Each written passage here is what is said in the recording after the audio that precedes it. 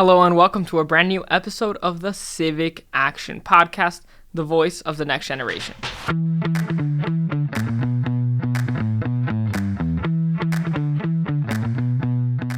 My name's Moritz and I'm the founder and executive director of Virtutem Populo. We're the organization sponsoring the Civic Action Podcast. Virtutem Populo is a student-led 501c3 nonprofit organization dedicated to promoting civic engagement and community involvement among youth in Miami-Dade County. On today's episode, we have a very special guest. We have the youngest elected official in Miami-Dade County, Councilman Brian Calvo from the city of Hialeah. Thanks for coming on, sir. Thank you. What an honor to be here. And like you said, youngest elected official, but not just currently, youngest elected official ever, I believe, in the history of Miami-Dade County and definitely in the city of Hialeah, where I'm a current council member. That's amazing, and thanks for coming on. I guess just to kick it off, if you can tell us a little bit about your story, your background. I know you went to FIU and then Harvard as well. Yep. Tell us a little bit about that. Where'd you go to high school? What inspired you to get involved? So I grew up in the city of Hialeah, immigrant parents. We didn't have much, but I worked very hard, and my parents instilled in me, I guess, a desire to work hard to achieve your dreams. And so I went to North Twin Lakes Elementary, Palm Springs Middle School, and then graduated from Westline Hialeah Senior High School as a valedictorian, class of 2015. In that year, I got a full ride scholarship to attend Harvard University. I was the only one in my school to go to an Ivy League. I was the only kid in my school to leave the state of Florida for college. So I was very proud of that, and be able to represent the city of Hialeah, which is where I grew up, at a place like Harvard. So I studied there for 4 years. During my time at Harvard, I did a year of economics. I also studied my major, which was political science, and I got a citation in Italian through a study abroad that I did as well. And so while I was at Harvard, I decided to apply for something called the White House Internship Program, which is considered the most prestigious internship program for students studying government. So I did that in the summer of 2018. And after that, I decided I wanted to come back to Miami, to Hialeah generally, because, something that when I was growing up in middle school, something that my teachers told me really stuck to me, which is, go as far away as possible when you go to college, but then learn as much as you can while you're there, but then come back and help the community that raised you and made you the person who you are. And that in me really, hit hard. So I decided to come back, and which at the time was pretty unpopular, I guess, amongst my colleagues, because most of my friends that I went to college with, they went off to New York, to Boston, to DC, or to San Francisco. So I was the only one that came back to Miami or to Florida. Now everybody wants to come to Miami. But I decided to come back, and I enrolled in law school. I enrolled at FIU Law, which is considered the best law school right now in Florida. And so I was a student there, but I was a student part-time because my passion has been politics. And so when I was back from college, that I'm already enrolled now at FIU, during my second year of law school, I decided I wanted to run for office. And so I was 23 years old at the time. I ran for office in the city of Hialeah, and I was able to get 67% of the vote at the time, becoming the youngest person ever elected to the government of the city of Hialeah. And, in doing so, I've become a council member, which I've been the past 2.5 years. And now at the age of 26, I decide, already with my law degree, already graduated from law school and all that good stuff, I decide I want to aspire to this new position, which is the position of tax collector for Miami-Dade County. What a story. And I guess, for the audience who don't know, most they see law school, as 3 years. You said you did it part-time. How long does that take? The part-time program is supposed to be 4 years, so it's just a year more. However, it's not uncommon for people to do it much quicker than that if you take summer classes. So I did law school in 3.5 years. So in the end, it ended up just being an extra semester. But it was great for me because it allowed me to be able to run for office, because otherwise you're in school all day. You don't have time to be knocking on doors and campaigning and stuff like that. Makes lots of sense. And talk to us, you ran for office so young. What was that like? I mean, a lot of these elected officials, both in our county and nationally, they're like way, way, way older. Way older. So what's it like to, run as a 20-year-old? It's interesting because especially in these local races, like a city council or like a school board member, a lot of it has to do with connections. Like, who do you know? Like, do you know any people established in politics that might be able to help you, give you an endorsement, help you with fundraising? It's a lot of stuff that young candidates, and this might also apply to just new candidates as well, regardless of age, but it's just like you don't know what you don't know, right? And politics it's its own animal. There's things that are very specific, like any profession, right? You wouldn't walk into a surgery room, pick up a blade, and just start hatching away. Like, you need to know certain things. And so the same thing happens with politics, and you have young people that aspire to office and they want to help their community. I think it comes from a good place, but you just don't know what you don't know. So for me, I had a little bit of a leg up, I would say, on my peers because I had studied political science at Harvard. While there, I took various courses on campaigning and stuff like that. So I kind of understood the theory of how to run a campaign. Obviously, I didn't have the practical experience. And so, I'll give you a very tangible story, which is that when I run for office, I meet with all the politicians and I say, hey, this is my story. This is who I am. I want to help the community. Can you guys please help me out? And, I would think that with a story like the one that I just presented to you, most people would be like, yeah, sure, I'll help you out. Like, no problem. Right. And that was not the case. I didn't receive the support of any politician at the time, and basically what that meant is like, okay, you're on your own, you got to do this, right? So again, I understood campaign theory and I understood what I needed to do, and so for me that meant I'm gonna knock on doors. So I just kind of want to frame what I'm trying to say, which is that here's a kid who's in law school, just graduated from Harvard, worked at the White House, and I'm in the middle of summer in August here in Hialeah, knocking on somebody's door. Hey, can you please vote for me? And, people will answer the door, and they're necessarily they don't care that you went to Harvard. They don't care that you are in law school. They might be the only thing they care about is, well, are you going to be like one of those other politicians, or are you actually going to fix stuff for me? So it's having those conversations over and over again with voters and having that direct,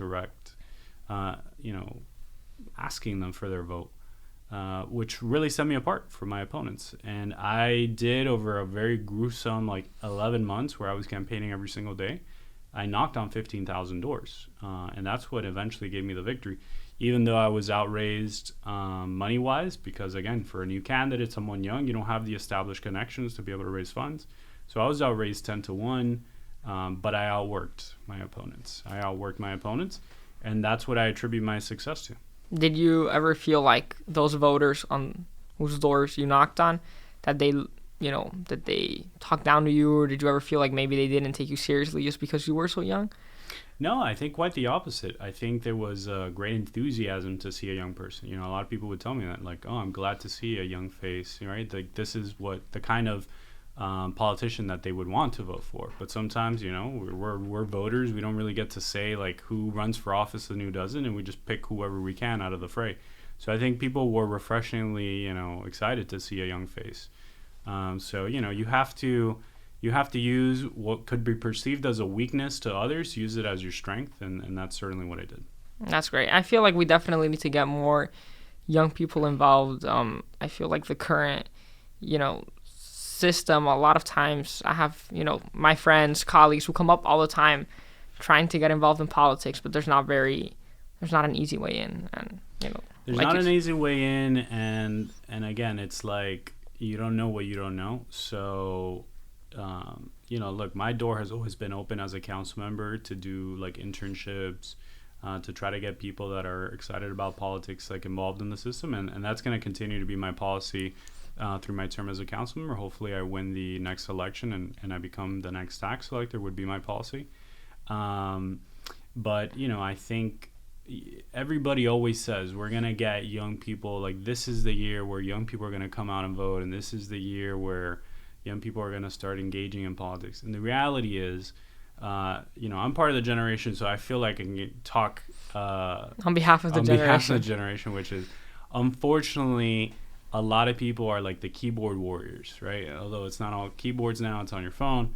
But people love to say that they're going to do things, and then when you say, okay, everybody meet up this day at this time, like nobody shows up, right? You know, so that's the problem, right? If you convene a bunch of 70-year-olds and 80-year-olds, God bless them, they're going to be there, and that is why you have mainly older people that get elected into office, because they're there, right? And a lot of this work is not easy work. It's not social media like, oh, look at me doing this cool thing on a Saturday, knocking on people's doors. It's not fun to do it, but it is necessary in order to get into office and to be able to really make the changes that people, I think, in this generation want, but you really have to work hard for it. Yeah, absolutely agree. Talk to me a little bit about your time at Harvard. Do you feel, did you enjoy your time there? Do you feel like it was worth going away for college? A lot of the students who listen to our podcast, they always want us to ask our guests like their thoughts on going away for college, especially, a lot of our audience from Hialeah or from Hispanic parents who may be, protective or who don't want, their kids to go away. Do you feel like it's worth it? Absolutely worth it. I mean, I wouldn't be where I am today if I wouldn't have done that, right? I mean, again, you have to go as far away, and I firmly believe that, as far away as you feel comfortable with, right, yourself. I'm not saying go all the way to Harvard in the sense that it's in Boston. It's quite a bit away, right? There are other options that you're still leaving home, but you're still somewhat in a drivable distance. But just go away as far as you feel comfortable, because what you're going to learn, look, math is math, and poli-sci is poli-sci. You're going to learn the same thing in FIU that you're going to learn in Harvard. That's not going to change. The coursework doesn't change. What changes is you change as an individual, because you're putting yourself in a scenario where you have to be independent. There's no mom or dad or anybody else looking over your shoulder saying do your homework, or go to class on time, or don't go to that party or whatever. So you're making decisions for yourself. It's the first time you're really able to do that autonomously. You have to make sure, if you live off campus, that you gotta fix your car if it breaks. You gotta do your own laundry, like whatever. All these things make you grow up as a person and give you a lot of confidence. And so you bring that confidence now to the workplace, to an internship, and it's what's gonna set you apart from your peers. That's not to say that if you stay back and you say, look, it's not for me, and I want to stay back for college, that's not to say that you cannot be successful. So I don't want you to misinterpret that, but again, it's what you want for your life. This is the biggest gap, the biggest jump that you can make in your life, I believe, is from high school to college, because that's really where you can, like, I'm going to move to Alaska if I want to, right? You can make a big jump. Sure. You could do study abroads. After you get your bachelor's degree, I mean, it's hard, because now if you want to apply to graduate school, they're going to look at, okay, well, this person went here for their bachelor's, like, you're going to limit your options more. When you go to the workplace, it's like, well, some places only hire from the Ivy League, or they only hire from schools from California. So you limit your options more and more as life progresses. The biggest time you can make that jump is from high school to college. So decide how far do you want to jump. I would encourage people to jump pretty far. That's definitely what I did. It's worked out for me. It's worked out for a lot of people that have done that. But again, it's a personal decision. Sure. And I'm also, I feel like, you were super bright valedictorian. I'm sure Harvard wasn't the only option. I'm sure you had, other colleges to consider. Yeah. What for you made it be like, what made you seal the deal on Harvard specifically? So I really only applied to 2 schools, and I dissuade people from applying to like 10 or 15 schools, because like you can't go to 10 or 15 schools. By the way, I didn't mention this in my bio, but I'm also an interviewer for Harvard University. So people that are applying to college now that are looking to go to Harvard, I interview them. So I kind of see it now from both sides.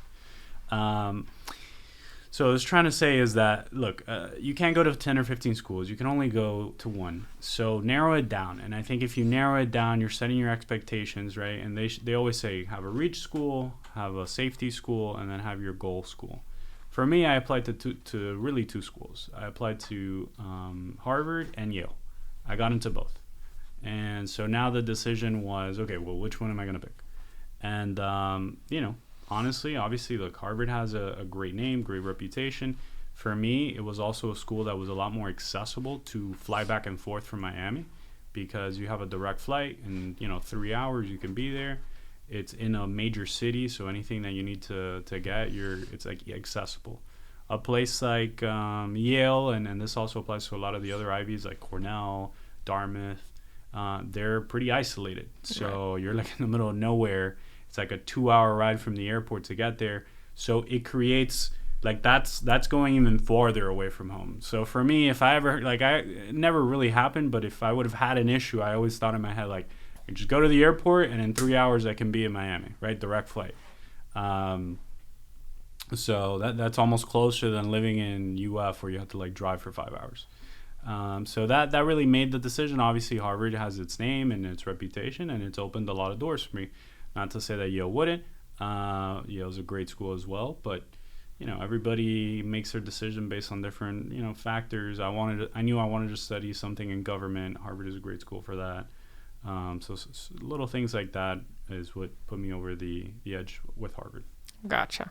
And you mentioned you were an interviewer. You currently are an interviewer for Harvard. Yeah. And we currently see all the time, especially with those top 20 schools, the acceptance rate dropping and dropping and dropping every year. Yeah. What would you say is the biggest difference from the time you applied to Harvard to students applying today, or what's like the key piece of advice for any students looking to go to like a top 20 university or the Ivy League?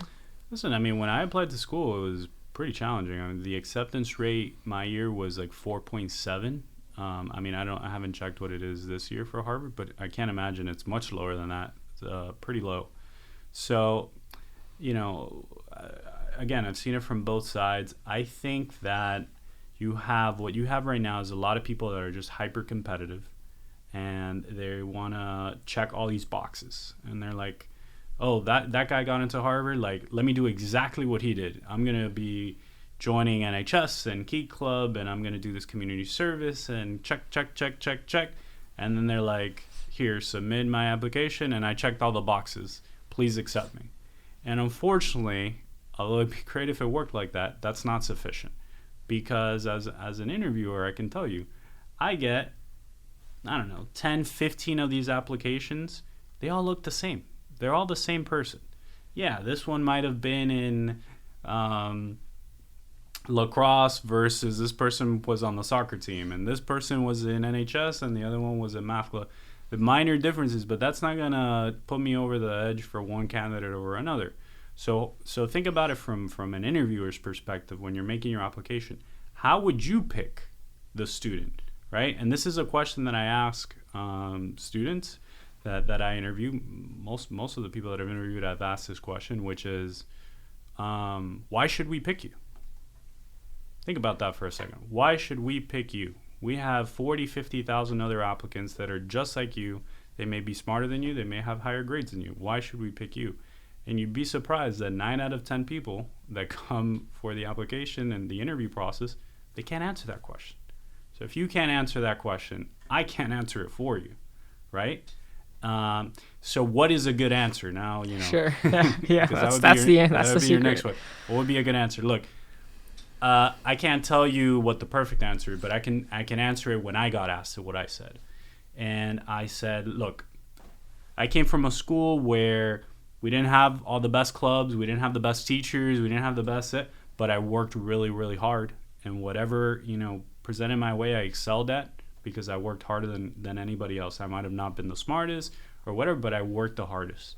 And the same thing is going to happen when I go to Harvard or to Yale, right? Depending on the interview.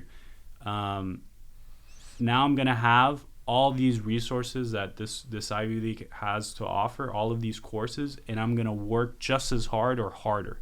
And I'm going to be an asset to this school because, I'm going to be successful in life because I'm going to push. I have the burning desire in me to push as hard as possible.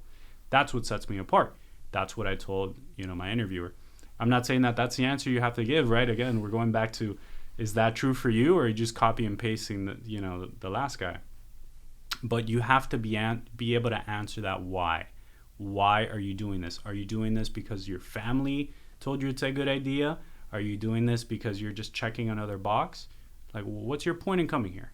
And if you can answer that question, you can answer it in a very persuasive and convincing way. I think that carries a long weight, regardless of what club you did. I mean, none of that matters. Everybody's the same, right? Like, we assume, or I almost assume, that if you're applying to Harvard or you're applying to these schools, you're doing so because you're smart, right? Like, you're probably going to do great. Again, the material is the same that you would learn in FIU, that you would learn in Miami-Dade, that you would learn there.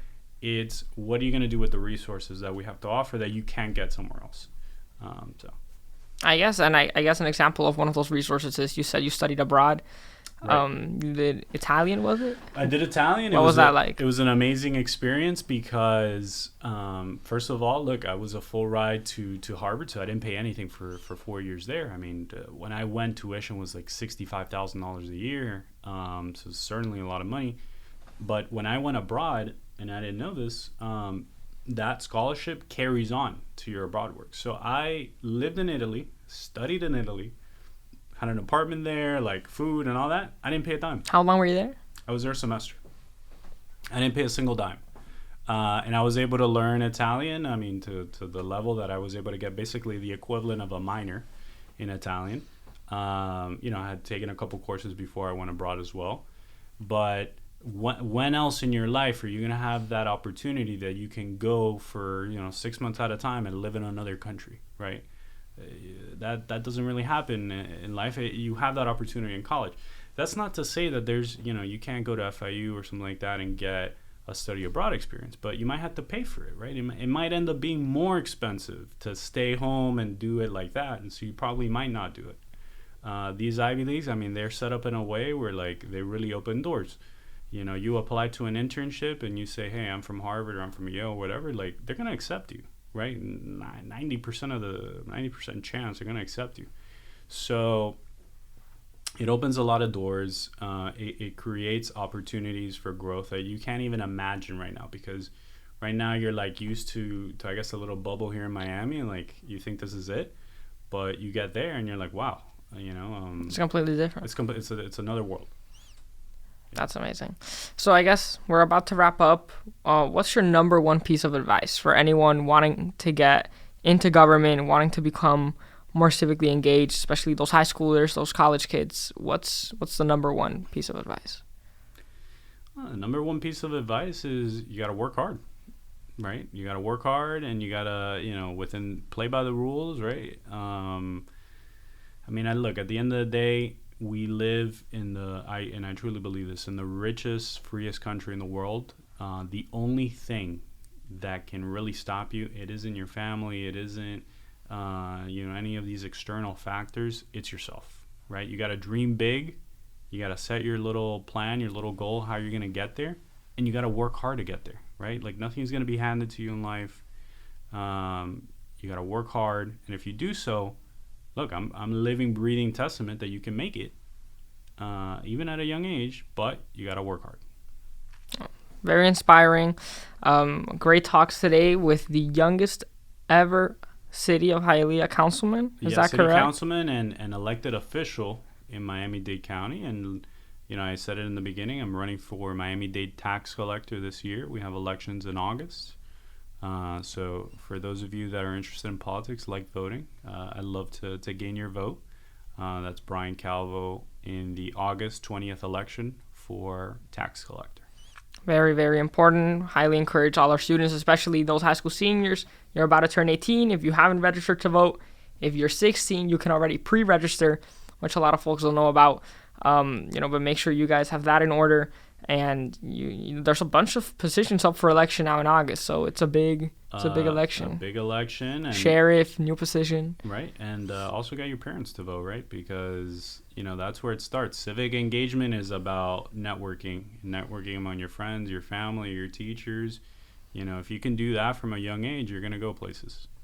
Awesome. For sure.